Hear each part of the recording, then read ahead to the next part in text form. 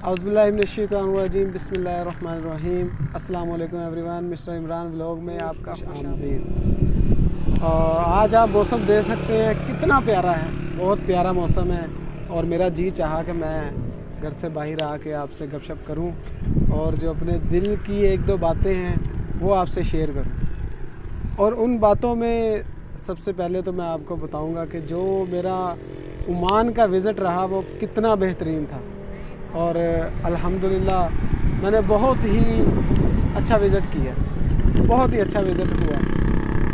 तो मेन बात जो मेन मकसद है जो बात बताने का वो ये है कि जब मैं बाहर जाना चाहता था तो मेरी वालदा ने कहा था कि नहीं जाना, तुमने बाहर नहीं जाना। तो जब मैंने बहुत ज़्यादा ज़िद की कि नहीं अम्मी जी मैं जाना चाहता हूँ, तो तब मैंने अबू धाबी के लिए अप्लाई किया।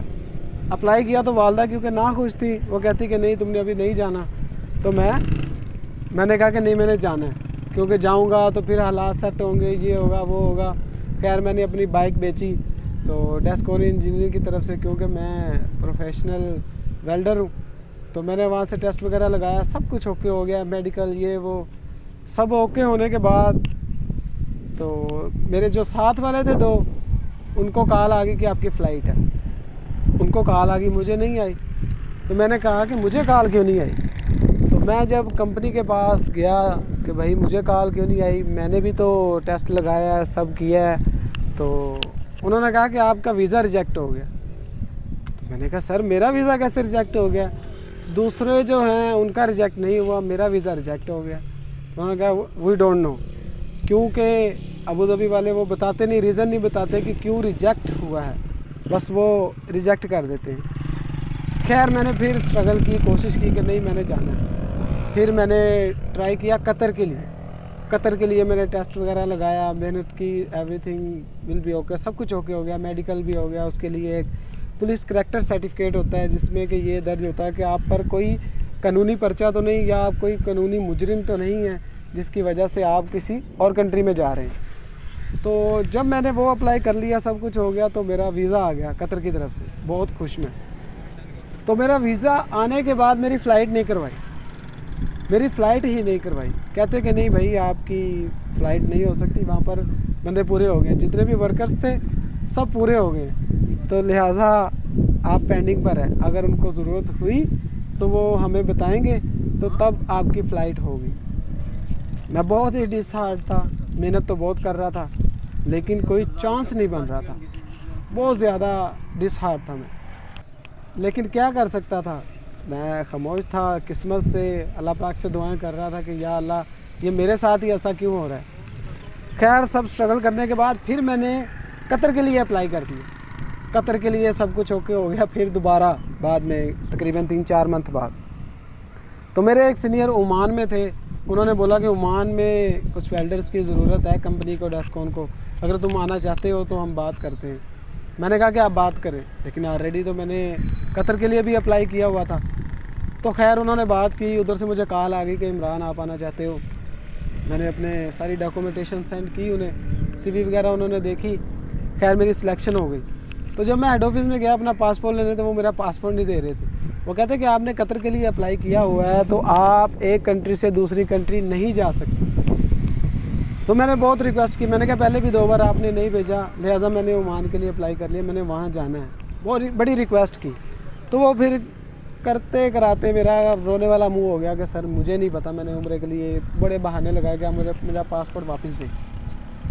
तो फिर उन्होंने बहुत करके मुझे पासपोर्ट दे दिया। उन्होंने बोला कि अब तुम्हारी किस्मत है। मेरी किस्मत क्या थी, इस बार वालदा खुश थी। वालदा कहती कि इंशाल्लाह तुम्हारा काम हो जाएगा, तुम चले जाओगे। तो थोड़े दिन बाद मुझे कॉल आ गई फ़्लाइट के लिए कि आपकी फ़्लाइट है, आप आ जाओ अपना सामान वगैरह लेकर। तो मैंने अपना सारा सामान वगैरह पैक किया, ओमान चला गया। जब ओमान में गया तो वहाँ जब मैं कंपनी में गया तो वो बहुत डस्ट प्लांट था और मैं बड़ा वहाँ पर परेशान हो गया, क्योंकि मैं तो एक प्रोफेशनल फील्ड में काम कर रहा था। तो मेरी वालदा से बात हुई, मैंने कहा अम्मी जी इतने तो बहुत ज़्यादा मिट्टी है यहाँ पर, तो ऐसे तो मेरा मेडिकल रिजेक्ट हो जाएगा, फिर मैं किसी और कंट्री में भी नहीं जा सकता। तो आप कुछ ऐसा करें कि आप मुझे बताएं, फिर मैं वापस आ जाता हूँ। तो अम्मी कहती कि नहीं बेटा, परेशान नहीं होते। पंजाबी में उन्होंने बोला कि पुत्र हौसले ना गम लही था, परेशान नहीं हुई था, कि तुमने परेशान नहीं होना, अल्लाह पाक की इसमें कोई बेहतरी होगी। और मैं तो उन्हें ये बात बता रहा था, और साथ ही वो मुझे कहती कि तुम्हारी सैलरी सबसे ज़्यादा लगेगी। हालांकि जो आप पाकिस्तान में कंपनी के साथ एग्रीमेंट करके चले जाते हो ना, उससे ज़्यादा आपका 1 रुपया भी नहीं बढ़ाते, वो कम कर लेते हैं, बढ़ाते नहीं। खैर मैंने दिल में मुस्कुराया कि अम्मी ये बात किधर ले गई है। दिल में मुस्कुराया तो मैं चुप कर गया। मैंने कहा ठीक है माँ जी, जैसे आप कहें। तो मैंने खामोशी के साथ काम करना शुरू कर दिया।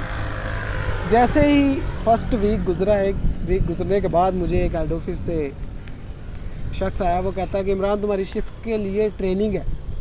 अब मुझे क्या पता था ये शिफ्ट क्या होती है। तो खैर मैं चला गया उनके साथ ट्रेनिंग के लिए। जब मैं ट्रेनिंग के लिए चला गया, ट्रेनिंग मेरी मुकम्मल हो गई, तकरीबन 1-1.5 हफ्ते की थी। तो मुझे पता चला कि ये शिफ्ट की ड्यूटी, जैसे कोई एमरजेंसी टीम होती है ना, ये उसकी ड्यूटी है।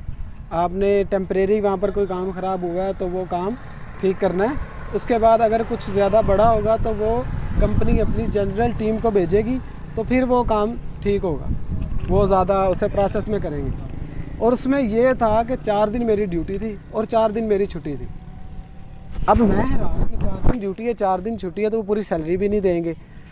तो ऐसा नहीं था, वो हुआ ऐसा कि 4 दिन जो मुझे छुट्टी है उसकी भी मुझे पेमेंट कर रहे थे, और जो मेरी ड्यूटी है 4 दिन उसकी भी कर रहे थे। और मेरे 4 दिन जो ड्यूटी है उसमें अगर सैटरडे फ्राइडे आता है तो उसमें वो मेरा ओवर टाइम था, यानी कि वो मुझे डबल दे रहे थे। और जहाँ पर मेरी सैलरी 70,000 80,000 बेसिक थी, तो वहाँ पर मेरी सैलरी डबल थी, यानी कि 1.5 लाख के करीब, कभी 2 लाख, कभी यानी कि 1 लाख से ऊपर ही। तो सारे वहाँ पर बड़े लोग मेरे ख़िलाफ़ हो गए, कहते कि ये कल का बच्चा है तो ये इतने पैसे कमा रहा है, और हम जो इतने एक्सपीरियंसेबल हैं हमारी सैलरी इतनी कम है। तो खैर मैंने तो उन्हें कुछ जवाब नहीं दिया, क्योंकि वालदा ने कहा था तुमने खामोशी से काम करना, तुम्हारा काम जवाब देना नहीं है। मैं खामोशी से काम करता रहा कि जो मेरा कंपनी के साथ एग्रीमेंट हुआ है ना, वो कंपनी मुझे चाहे तो कहीं और ले जाए, चाहे तो शिफ्ट से निकाल दे, कंपनी की मर्ज़ी है। तो मैं चुप करके करता रहा, लेकिन मेरे वालदा को नहीं बताया कि माँ जी मेरी इतनी सैलरी बनती है, इतनी सैलरी निकल आई है। उनकी भी दुआ फ़ौरन कबूल होगी। तो मैंने कहा इंशाल्लाह जब वापस घर जाऊँगा तो मैं अम्मी को खुशखबरी दूँगा कि अम्मी जी ये सब ऐसा हुआ है कि पूरे महीने में मैं सिर्फ 15 दिन 14 दिन ड्यूटी कर रहा हूँ, और सैलरी भी मेरी सबसे ज़्यादा आ रही है। तो बात कहने का मकसद ये है कि हमें अपने वालिदैन से हमेशा हर लम्हा दुआ करवानी चाहिए, हर लम्हा। वालिदैन हमेशा अपनी औलाद के लिए बहुत अच्छा सोचते हैं, हमेशा अच्छा सोचते हैं। तो हर लम्हा हमारा गफलत में ना गुजरे, उनसे दुआ करवाएं अपने लिए, अपने बच्चों के लिए, और उनकी जितनी हो सके हमें खिदमत करनी चाहिए। हम तो है ही ना शुक्र, हमेशा हम काउंटिंग उस चीज़ की करते हैं जो हमारे पास मौजूद नहीं होती। जो चीज़ हमारे पास मौजूद नहीं है हम हमेशा उसे अपनी गिनती में रखते हैं। गाड़ी नहीं है तो वो हमारे ज़हन में है, घर अपना नहीं है वो हमारे ज़हन में, और हमें ये नहीं पता होता कि कौन कौन सी नेमतें हमें अल्लाह पाक दे चुका है। बस यही मेरा कहने का मकसद है कि हमें स्ट्रगल करनी चाहिए, अपने वालिदैन से दुआएं करवानी चाहिए, स्ट्रगल करनी चाहिए, और दिल लगा के जो आप काम कर रहे हैं उसमें मेहनत करें, मेहनत करें। Life is not a game of luck, if you wanna win work hard always. अगर आप चाहते हैं कि आप आगे बढ़े तो आपको मेहनत करनी पड़ेगी, because every next level of your life will demand a different you. So मेरी सब दोस्तों से यही रिक्वेस्ट है, जो छोटे हैं और जो बड़े हैं, उनसे कि अपने बच्चों के साथ मोहब्बत करें, उन्हें दीन सिखाएं, उन्हें इस्लाम सिखाएं, उन्हें मोहब्बत करना सिखाएं, बड़ों का अदब एहतराम करना सिखाएं। और जो छोटे हैं उनसे यही रिक्वेस्ट है कि हमारा सब कुछ हमारे वालिदैन, उनसे दुआएं करवाएं, उनकी रिस्पेक्ट करें, उनकी खिदमत करें। तो आज की इस वीडियो के साथ मुझे इजाज़त दें। Thank you so much for your favour.